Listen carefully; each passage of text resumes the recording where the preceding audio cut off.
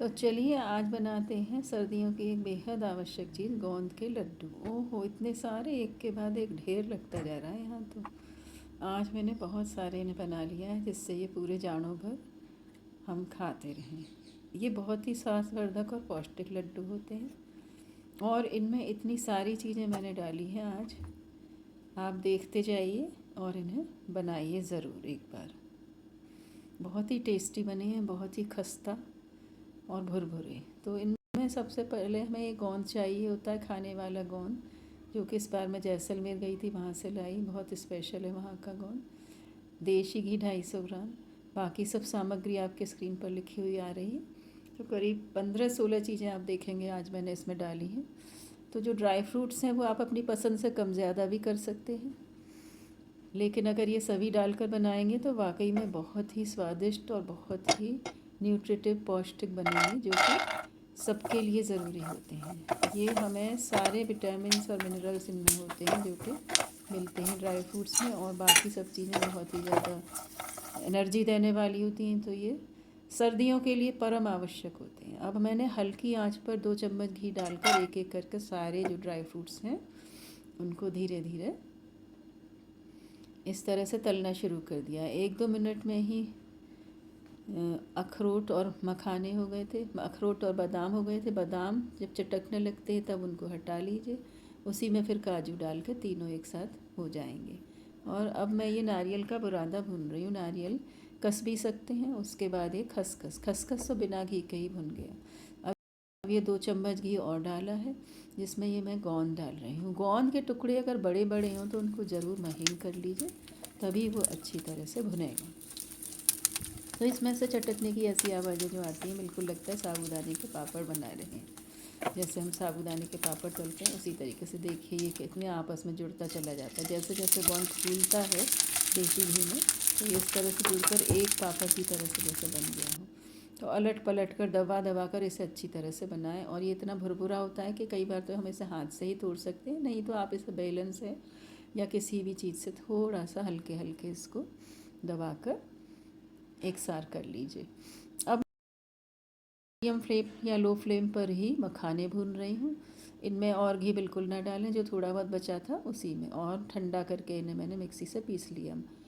पिस्ते मैंने महीन काट लिए। सारी चीज़ों को अब मैं इनको मिलाकर रख रही हूँ। और अब दोबारा से धीमी आंच पर थोड़ा सा घी डालकर पहले बेसन भून लिया है, फिर और ज़्यादा घी डालकर मैंने आटा भून लिया है। इन सब की मात्रा आपको पहले भी दे चुकी हूँ, लेकिन बता देती हूँ। आटा 500 ग्राम है और बेसन लगभग 50 ग्राम है। सॉरी, आटा 450 ग्राम है और बेसन लगभग 50 ग्राम है।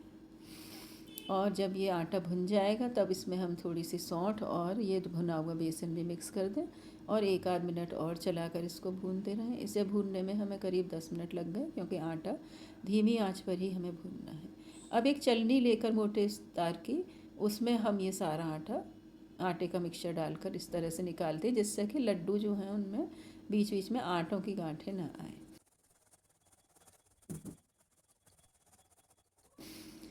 गुड़ को हम इस तरह से इसी पैन में गला रहे हैं।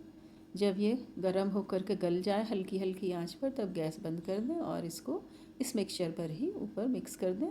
साथ में जो बूरा है उसको हमने ले लिया, पाउडर्ड शुगर, और वो इसमें डाल दी है। अब सब चीज़ों को हमें अच्छी तरह से हाथ से मिलाना है।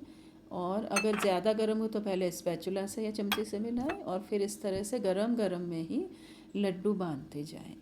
तो ये जब गर्म होता है तभी लड्डू आसानी से बन सकते हैं, नहीं तो लड्डू बिखरने लगेंगे। तो हाथों में, हथेली में आपको जिस साइज़ के भी बनाने हो उस तरह से आटा लेकर के आप इनको दोनों हाथों की हेल्प से दबाते जाएं और गोल गोल बना कर रखते जाएं। मैंने तो 3 साइज़ के बनाए हैं, क्योंकि मेरे घर में छोटे बच्चे भी हैं और बुज़ुर्ग भी हैं। तो हर साइज़ के लड्डू मैंने यहाँ पर तैयार किए हैं भी बहुत सारे। तो अपने हिसाब से सभी लोग अपने साइज़ को चुनकर इसमें से खाते रहते हैं। ये मैं बना करके अच्छी तरह से, क्योंकि हर चीज़ बुनी हुई है, 1 महीने तक इनको आराम से रख सकती हूँ। मैं इनको बंद करके डिब्बे में रख दूँगी बनाने के बाद, तो पूरे जाड़े हमारे इनसे चलते रहते हैं। ये बहुत ही ताकत देने वाले लड्डू होते हैं। सुबह उठकर इनको एक खा लो और ऊपर से आपको जो भी पीना हो हॉट सिप लेते हुए उसके साथ में आप पीते जाइए, बहुत अच्छा लगता है। मैं तो जनरली लेमन टी पीती हूँ और ये फ़ायदा भी करता है।